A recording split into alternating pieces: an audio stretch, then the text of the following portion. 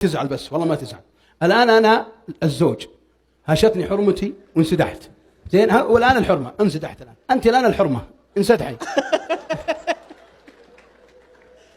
صفقوا يا إخوان.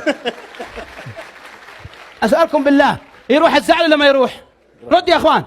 يروح الزعل. الآن ابن طالب يقول الطلاق في المملكة 28%. ابن طالب إمام الحرم خطبة شعبان 38. ليش؟ لأن الرجال ما عنده إلا أذية. خلاص أنا أوريكي، والله لطع على راسك، والله راسك ذا لطع، اقعد. والحرمة تروح فيها ضعيفة. غلط يا اخوان. عندكم في الجنوب هنا، انا داخل على واحد في الجنوب هنا، لقيت محاضرة في السجن ودخلني المدير، واحد قاتل حرمته، قسم بالله قاتل حرمه، انا قعدت معه. وش السبب؟ السبب انه ما انسدح. لا تضحكون، صح ولا مو صح يا شيخ؟ تصور حرمتك تهوش وانت منسدح. تهوش من؟ ردوا يا اخوان، الان الحرمه واقفه ايش طولها وتهوش.